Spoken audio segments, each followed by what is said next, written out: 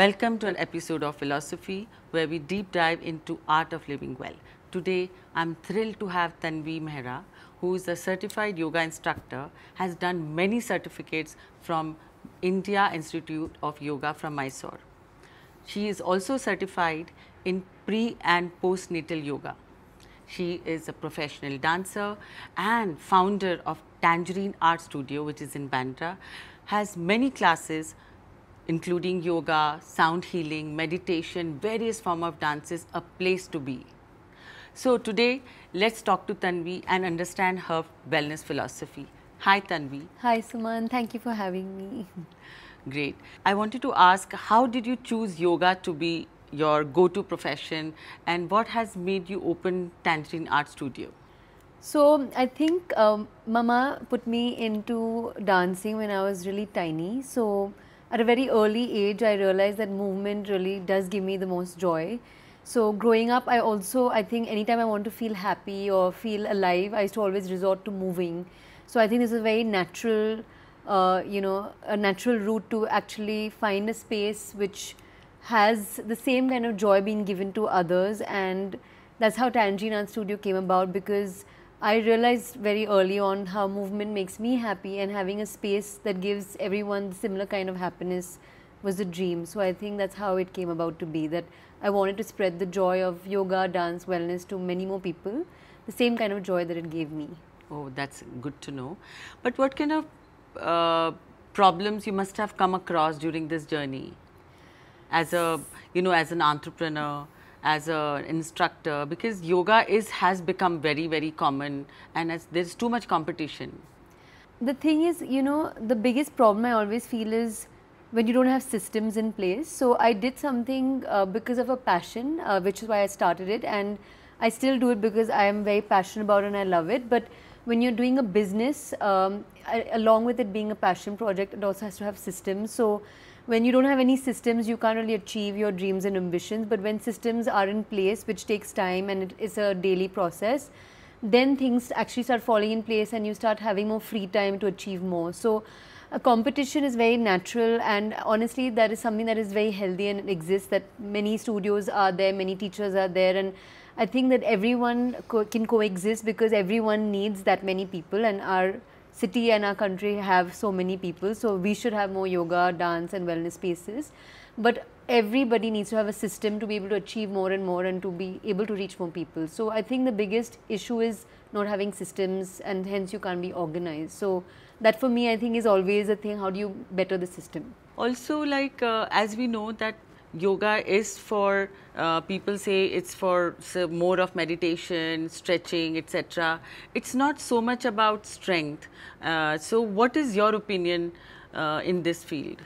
So basically yoga, if you take it as a workout, I think that is, although everybody comes to yoga for different reasons and different goals, but yoga is not really a workout. I think yoga is a work in. So that's what I feel like. If you really want to work on your mental strength and your mind, I think yoga really helps in that aspect. If you ask me, does yoga make you stronger or does it help you in strength? It can, if you tailor make it to that goal. But definitely other workouts can help you get stronger as well. I just feel with yoga, it's more of a strength building for the mind. And when your mind is strong physically, you also become stronger. But yes, I feel like yoga can be used in different ways, but mainly it is not an exercise or a workout, it is a work in. People just usually come to it for the physical, but there is so much more beyond the physical, which is mental, emotional upliftment and energy and strength, which is the true strength. I feel like physical strength has nothing on mental strength. If you're mentally strong, anything is possible. Yeah, that's so rightly said. Yeah. And in today's world of digital world, anxiety is on the rise.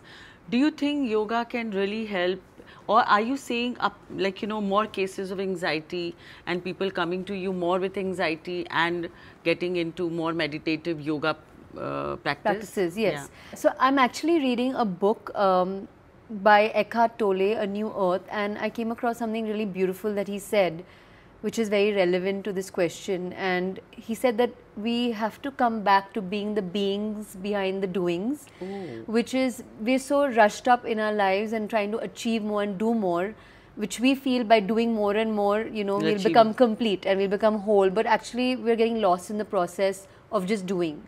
So that's when the anxiety comes in, because in doing, we kind of add up to the stress and anxiety, and we don't really know how to be and just stay and just pause or slow down. So yes, I feel like these days, I think everyone's understood the importance of restorative practices, meditation, pranayam, anything that gets the mind to feel calm, because we're not being able to feel that way anymore. And I feel it's a wonderful thing, because everybody's coming back to their true and authentic selves, which is we are meant to be calm, we're meant to be, you know, at a level of relaxation, and we were not born with anxiety and stress. We learned that along the way. So I just like that we're going back to our roots, and the time is here for more restorative practices. So, you know, Tanvi, I have, in my life, I practice every form of exercise, whether it's kickboxing or yoga and Pilates and strength training, floor exercises, swimming, everything. What I've seen that time and again, I keep going back to yoga, because I feel that yoga is one form of practice of wellness or strength, or whatever you may call, is where you are doing core training. At the same time you're stretching, and at the same time you also do meditation, and you're doing breath work. So it's a combination of many aspects of your own wellness. So I time and again want to keep going back to yoga, but you know, it's very, very difficult to find the right teacher. Like we all love you, my children love you and your practice, so wish we could have so many more Tanvis. I hope you are making like a succession plan, or you are training more yoga teachers. Are you? I'm not, but I would say that, and thank you so much for all of that. I also love you and your children and your family. But I think I'm not training teachers, although that's something that I'm not keeping off the table. I would love to do that. But as of this point, I'm still in the role of learner, and I think I'll always be for the rest of my life. But I feel like once I have enough knowledge, I would love to impart that to teachers. But as of right now, I do feel like my job is to equip students to be able to self-practice, which is make students independent of teachers, so that you don't need more teachers. You know, you need more people who know that I have it in me to do it on my own. Okay. Because the whole point of yoga is not to depend on a teacher, that only when the teacher is here I learn or grow, but is to have students actually realize that my teacher is giving me something that I can now use and go forward with wherever I am in the world. So I feel like those are the teachers we need more, who help the students become independent of themselves and have the practice as a self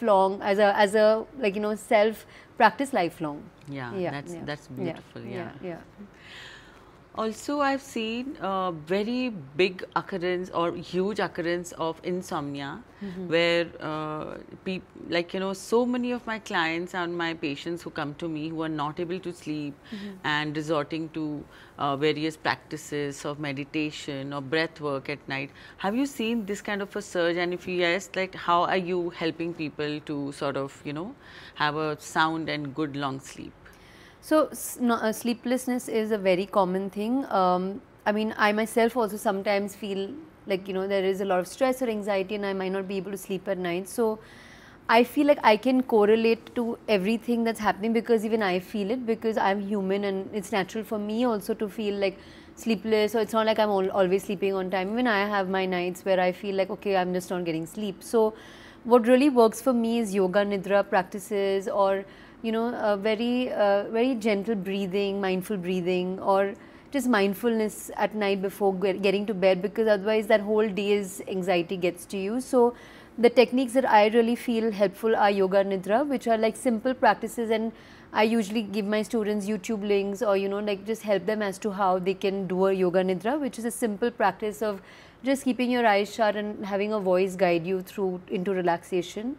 And or else pranayam, because just watching your breath helps you go away from the stress of the past or future and stay in the present. And when you're in the present, there is no worry. The worry is usually when you're going into thinking of what happened or what is going to happen. So breathing keeps us very present, and that really helps. So simple techniques and simple tools are where all the answers lie. So there's nothing complicated. Yoga nidra really helps, pranayam really helps, and taking your phone away is the Yeah. biggest help, I feel. So I think everybody just needs to keep their phone away and sleep will come. It is charging right next to your bed, and yeah, and alarms on the phone, Yeah. and then you're looking at, and then the light. So I think the phone is, keeping the phone away is half the battle one. okay, Yeah, yeah. that's a good one. Yeah. So that's what I think. But you know, we always keep the phone right next to our bed. I also have a habit. As soon as I wake up, okay, let me see what time is it. Yeah. So I don't know how we are going to deep dive into keeping our phones away and keeping all the. So you know, all the rays from the phone or any electronic gadget Also actually disturb, disturbs yeah. the Yeah, melatonin. yeah, So, yeah. But you get these. So what I've done is I've got this basic alarm clock which I keep next to my bed, and that rings in the morning. That's so, just the basic yeah, one without so then, light. Yeah, so basically it has a soft light which is like, you know, it's not too invasive, and that is the perfect solution, because our excuse is that now the phone is everything. It's our laptop, it's our alarm, it's our communication way, it's our TV, it's our everything. So if you keep that away at night and just have your alarm next to you, then at least that, you know, the function of a timer in the morning, like a clock in the morning, is already next to you. Yeah. And nobody is waking up every hour and hour checking their phone. You just need an alarm in the morning. So keep your phone away, invest in a simple Amazon alarm clock, and these simple hacks, I think people just need to do it and then it's done. And then when the phone is away, you don't even miss it, to be honest. I don't think anybody feels like, okay, my phone is not with me. If you just sit with yourself, you actually enjoy activities, conversations with the phone. Like even this podcast, I'm not looking at my phone every second. I'm so present with you. So I think keeping the phone away is also a habit that we need to build, because we've lived with the phone so much, so we feel, okay, every few seconds we should take it out, and our hands do the habitual thing. So a clock is a great investment as well. You know? Yeah, I think that's a very good hack. Yeah, yeah. I'm going to do first thing Yes, actually. yes, and it's not even so expensive. It's literally like 300-400 rupees, and that's it. You've solved such a big dilemma instead of popping pills and you know all of that. Yeah, yeah. So here another question I wanted to ask you: can yoga really help alleviate problems like PCOS, diabetes, blood pressure? Besides, you know, calming your mind and meditation, like, you know, chronic back pain or knee pain, etc. Have you seen people getting helped in your practice with yoga? Yes, so I feel like maybe yoga may not be able to cure anything that's chronic, but it helps to manage everything. And when you can manage yourself well through everything, then you can endure and survive everything. So for me, all of these, like, you can change the name. You can say diabetes, you can change it to, you know, you can say back issues, you can say heart issues, you can say cancer. Like, let's just keep changing the name, but all solution and the road to, I think, solving everything is the mind. And I feel like that's what I've understood with the practice is the breath and the mind is what you need to have a hold of. Once you know that you can manage the breath and mind, you can manage everything that's happening at a physical level. And that's me just generalizing it. And now if I have to go deeper into it, like say like thyroid, giving examples, yes. What yes. asanas would really help the Yes, people? yes. So basically with thyroid, anything that stretches out the throat, you know, where heart opening, the throat is really getting stretched out, people being able to do pranayams, kriyas, these things really help the blockages, and anything that's not functioning to its best ability help function that, because circulation improves, your nervous system starts calming down, everything starts to function in its place. So there are really good asanas for each condition. There are certain things that you have to avoid for each condition, and knowing that is very important. But most importantly, in any condition, you have to realize that if you help somebody's mind be at peace, then all these problems will come to its level. So I'm not a doctor, so I can't probably pinpoint an issue and name it, but I do know that I can help someone, you know, through the practice feel better at a mental level. And when everybody is calm, everything is manageable. So I think as yoga teachers, we just need to make people feel like they are in control and they can manage it, and nothing is bigger than them. Okay. The problem can't be bigger than their own power.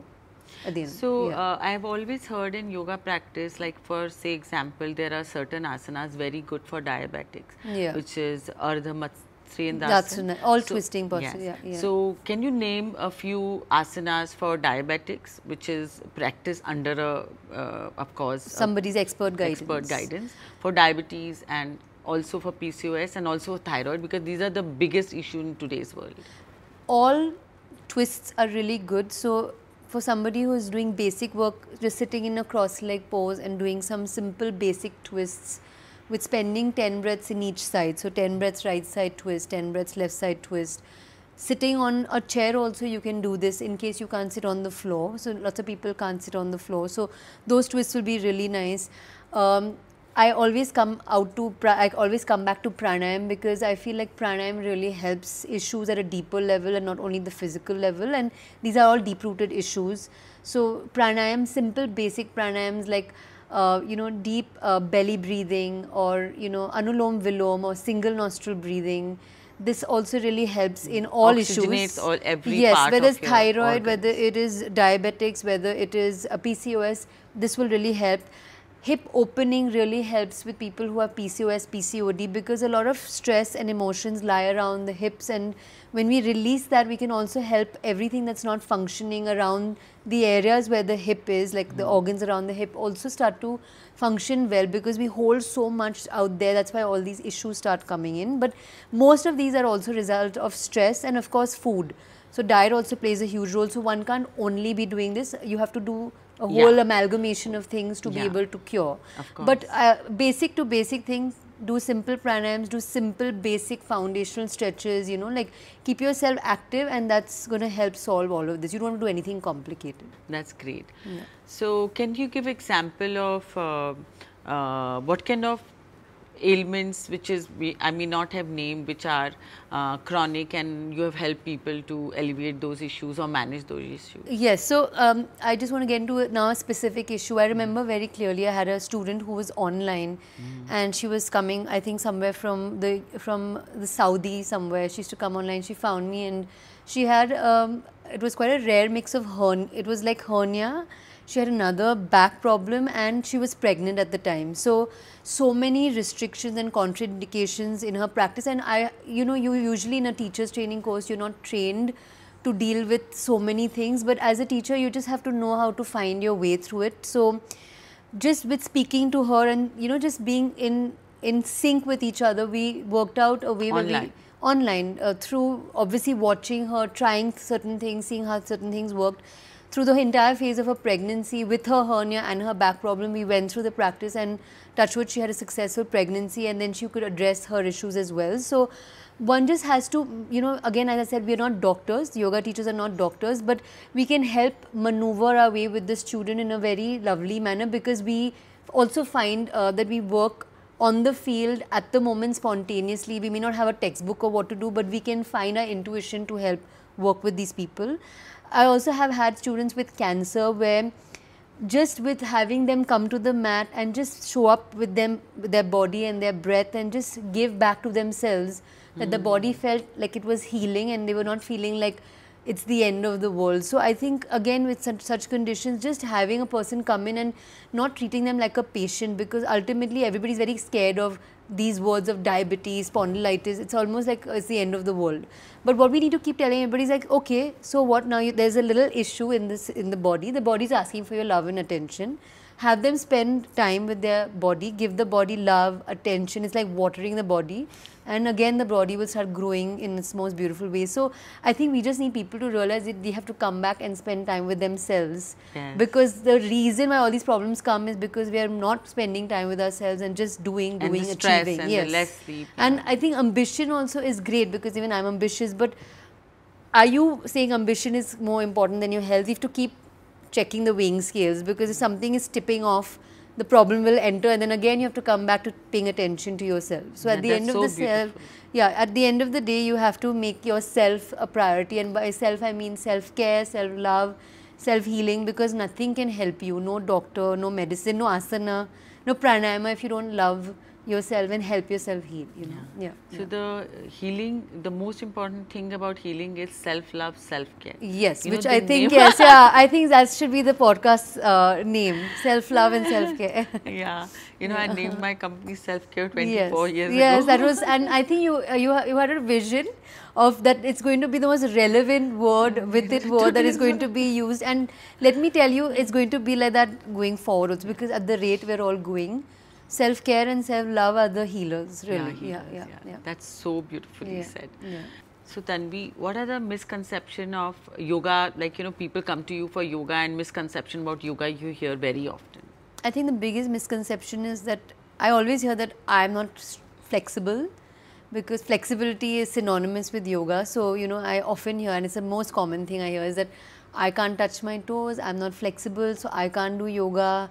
You know, what I see, I can't do, like, you know, I can't split and I can't stand on my head. And I think yoga has also become so synonymous with asanas, which is the difficult postures or the stretching postures. So these are the misconceptions. And the other thing is that yoga is too slow and boring. Yeah, I just don't enjoy it. So I know that that's a certain thought and a certain perception, but it's really, really not just that. And I really want people to be more curious about this most deep practice that is so much more beyond the physical. So I think everybody should approach yoga with curiosity, because it's a way of life and not a workout you have to tick mark. Way of life is a beautiful yes. Not a workout which you can just tick. Yeah, correct. So, you know, it's not like, "Arey, aaj yoga kar diya," but yoga is something like how we brush our teeth, and hopefully everybody brushes their teeth, and you know, they've made it a part of their life. So yoga is mainly mental hygiene, spiritual hygiene, emotional hygiene, which nobody talks about. That's beautiful. Because I think everybody's so caught up in the physical hygiene that nobody wants to go beyond that, and yoga is beyond that. Yoga is going beyond the physical to the hygiene of the mind, the energy and the emotional body. You know? This is beautiful, really beautiful. Yeah. You know, I some years ago, maybe 2025, there's a huge influx of people who are coming to me with issues like ischemic heart disease, sudden heart attacks and vertigo, then severe back pain, lower back pain, kidney issues. And I saw that a lot of it was related to their introduction by their yoga teachers or anyone with Kapal Bhati. Kapal Bhati is, of course, we all know, it's a kind of a breathing exercise which is practiced in yoga, where you do forceful breathing out, certain counts, and those people were doing 250 to 300 morning and evening breaths. And I really saw a really sudden rise. In fact, so many doctors also, heart specialists had written about it, about Kapal Bhati, that we have seen the influx of heart attacks, even brain stroke, because of this issue. What do you want to say about this? So I'm not aware of, I'm not aware, this is news to me about this is what was happening back then. Yeah. But I know that the same thing that we can use, which can really benefit us, can also be used in a manner that can become poisonous, which is basically doing anything in extreme. So if you're doing like 250 and 300 of them without, you know, being guided through it properly, if you're not being seated properly, if you're probably having heart issue, or so the contraindications of Kapal Bhati is anyone who has blood pressure, heart issues, who are pregnant, or kind of any abdominal surgeries or anything, should not be like any of these conditions, ailments or illnesses, should at least ask or consult with their teacher or their doctor before doing a practice like this. But having said that, I also know that this is a very beautiful practice which we do introduce into a student's practice, but we do it in a very short dose. So we probably do 3 cycles or maybe 10 or 20 Kapal Bhati pumps each.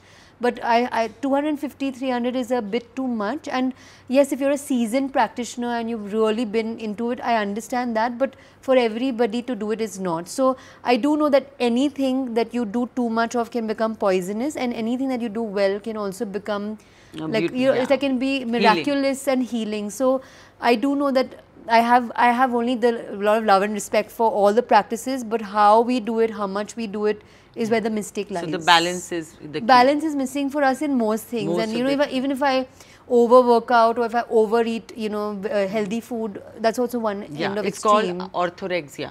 Yeah, so I think maybe I have had it because I feel like I've also been in that spectrum of doing too much of dieting or too much of eating, you know, vegan, or too much of eating, you know, healthy food, or, you know, everything perfect, but that is also one kind of madness. So I know that the same thing that I thought was so good for me can also be detrimental, because it's killing my spirit, because I'm so rigid in my ways, or I'm doing it too much. So let's just all take a step back and take things in smaller doses. Yeah. I'm going to ask you about your diet yes, later oh my on. God, that's a question that everybody likes to ask me. It's okay, I'm happy to answer. So first I wanted to ask you another question related to yoga, which really again I'm sure you've heard so many people talking about it, doing 100 Surya Namaskars and like the Surya Namaskars in a fast pace. I don't know what is it called. So what is your suggestion? Because there are a lot of power yoga and contraindication about the same, doing 100 Surya Namaskars at a go. What? Yeah, so basically I'm also someone who has taken a lot of students through, 108 Surya Namaskar marathons, or, we just call it 108 Surya Namaskar challenge. And it's something I really enjoy. But again, usually a lot of my regular students come to practice like this. We do a very simple Hatha style Surya Namaskar. And when we do 108, we're actually doing 54 cycles, which is right and left side makes one cycle. We're not doing 108 cycles. So about power yoga, I'm sure it's wonderful. But if you ask me, like personally, I mean, each one to his own. But if you ask me personally, I'm not a fan of anything again with extremes, because I know that at the moment it might give you instant gratification, but later on comes the injuries. So it's the same thing of, anything that you do too much can become poisonous, and when it's done right, it can become a blooming flower or something that has its miraculous effects. So I would just tell everyone, just use your common sense, because I think that's what's missing these days, is that don't follow a trend or, a fad. Just use your common sense, see what your body is saying. See, is your body happy? Is your mind telling you this is right or this is feeling good? Speak to yourself and don't follow everybody, because then you're never going to find the truth or to anything. And I know that because with yoga, again, everything is usually given to us. We never question it, So question everything that is being taught to you, given to you, and find your own answers. That's great. So now, since this question about the diet, so what is your wellness philosophy, and what do you believe in terms of diet? So can I say that I believe right now in moderation, although I have spent a lot of my life in extremes.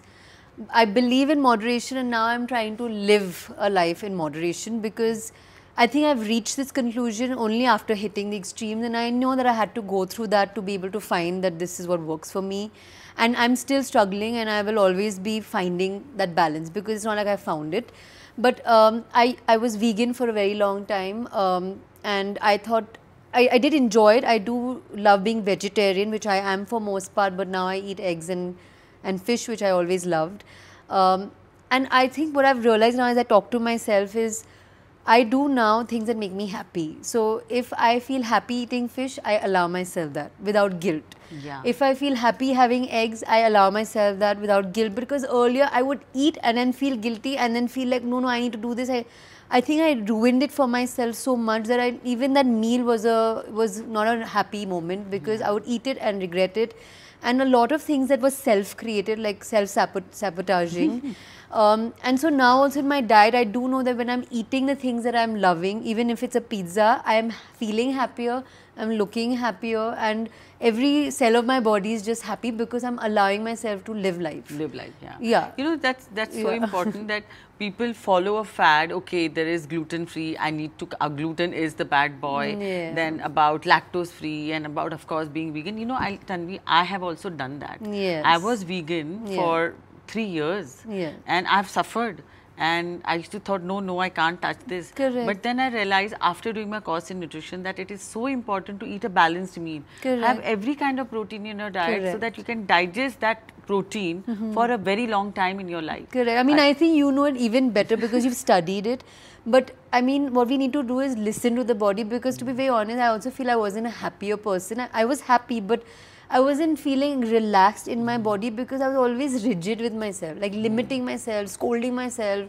And I just feel like we all do that, because we want to look a certain way. And I am still obsessed with my waistline being a certain way or looking a certain way. But I'm now starting focusing on how I'm feeling. More than looking, I'm like, if I'm feeling happy and if I'm feeling joyful and content, then that's it, that's what's important. So I think everybody should just listen to their body and eat well and live life, because life is short.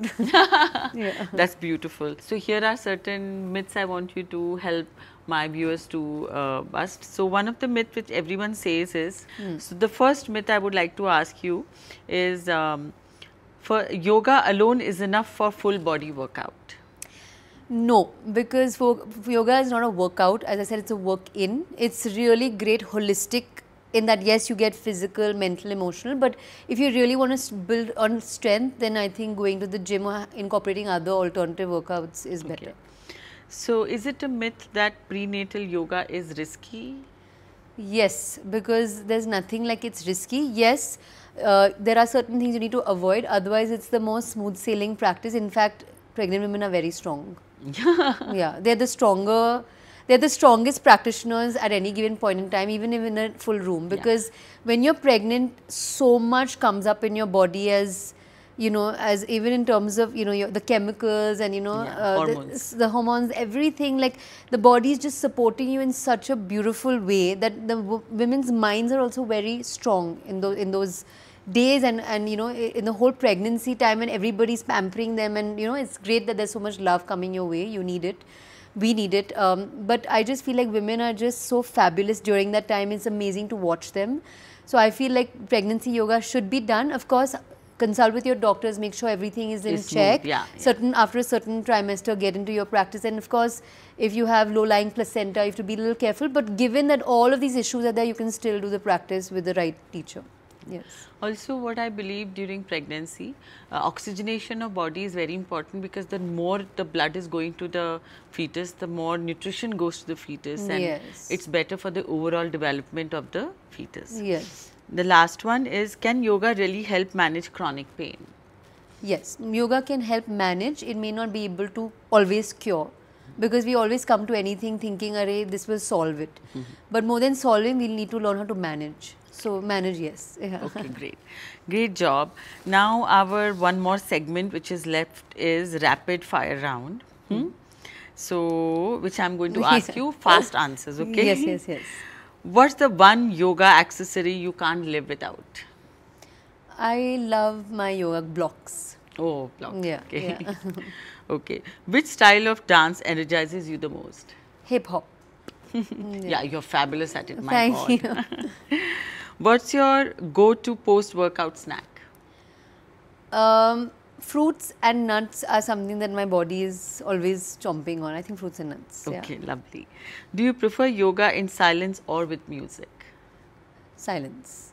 Now, earlier music, and at times different, but silence. Okay. Yeah. What's the last book you read about wellness? I am still reading it. It's called Untethered Soul by Michael A. Singer. Yeah? Yeah. Can you tell us a little bit about the book?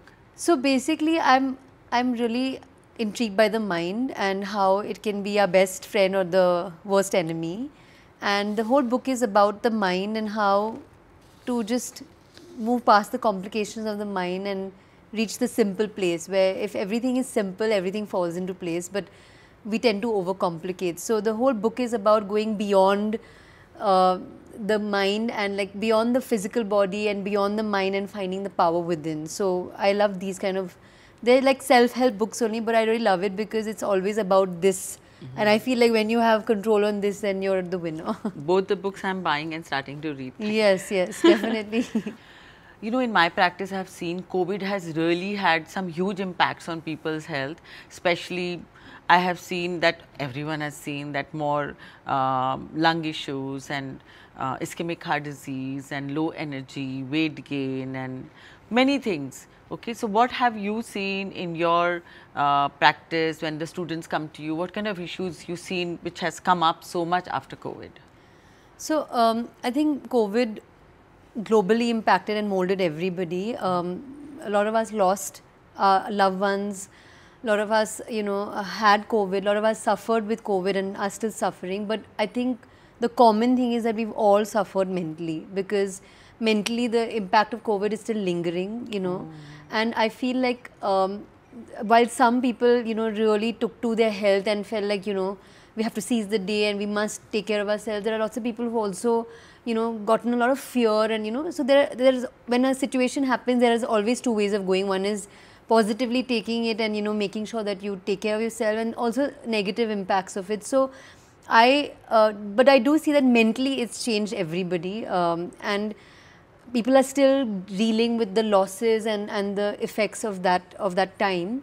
So with yoga, I think yoga just helps all of us to feel more settled, even when something so huge happens, you know, and it just makes you feel like stay present, jo hua hua, you know, now stay here and let's move forward from here. Even if we have issues, even if we don't have issues, yoga just helps us to be in the present moment, and that's why no suffering happens. If we keep thinking of what happens or what's going to happen, we'll again won't live life. So definitely I feel more than the lungs and of course lungs and you know, of course the body and everything getting affected, I feel the mind has been so altered by that time and the loss and everything that we saw, you know, around us.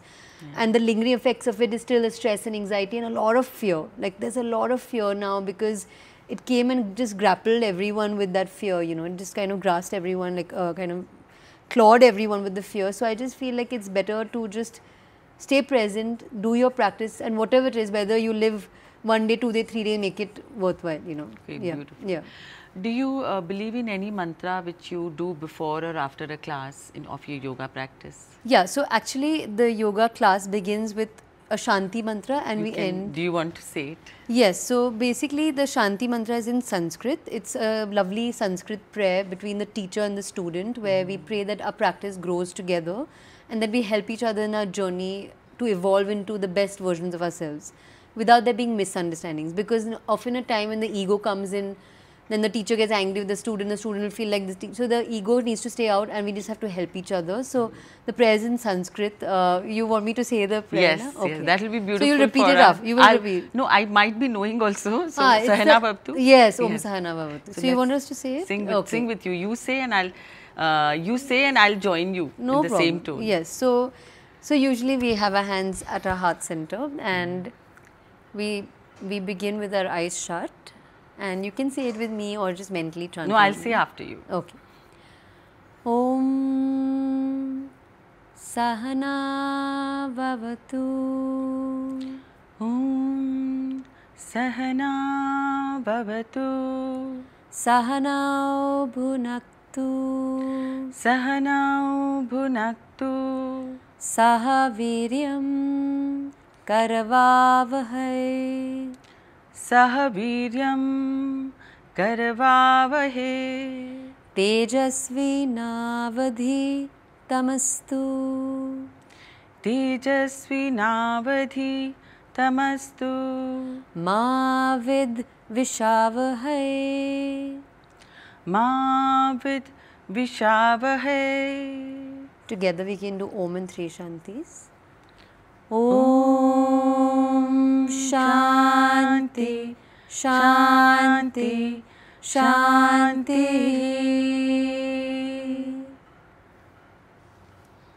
So beautiful. Yes, that was it really centers you. You go within and you forget about all your worries. That's what a mantra, I think that's why starting and ending with a mantra just makes it more sacred. Yeah, beautiful. This is the mantra I've been learning from a very young that's why I think you said it was in school for you as well? No, we used to do a Bal Vihar class where we learned it and that's how our meeting used to start. Yeah, but so lovely because literally with the teacher and the student saying the prayer, you just come into as one, you know. Yeah. So what is the message would you like to give to everyone on the World Yoga Day? I would just tell everyone to give yoga a chance. I think everyone should definitely try it once in their life and realize how beautiful it is. And literally health is really, without sounding cheesy, it really is our biggest wealth because without our health we are really nothing. And if you really want to achieve all that you wish to achieve, first pay attention to yourself. Really take care of yourself and then you know the world everything will fall is into yours, place. you know. But don't forget yourself along the way in terms of your ambition and all. Like, you know, don't forget that this is your most important project yet. Yes. You. Yeah. So well said, Tanvi. And thank you.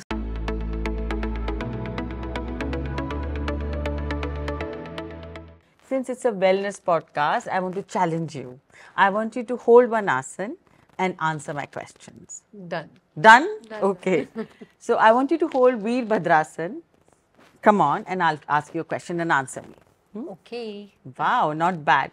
So, which is the most unique place you have practiced yoga? Right here. No, I'm just kidding.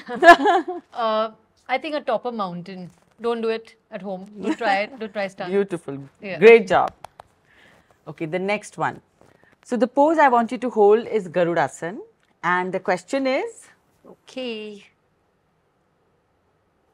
wow, whom you admire most as a yoga guru? BKS Iyengar. He's no more, but he is definitely one of the gurus I wish I could train under. Wow. Great job. You get 100% marks from me. Thank you. Okay, so now it's my turn to challenge you, Suman. So now you're going to hold Vrikshasana and answer my question. Okay, done. I will go into Vrikshasana pose. Okay, so now just stay focused and tell me with focus, what are the 3 foods you think are the best for yoga enthusiasts? I think nuts, fruits, and maybe yogurt or a glass of buttermilk.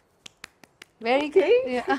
Thank you. We are going to close today's podcast, and Tanvi was amazing and such a young and inspiring woman who's not only a yoga practitioner, a fabulous dancer, and founder of Tangerine Art Studio, running that studio successfully, helping thousands and thousands of people. So guys, thank you so much for listening to us, and up till the next podcast.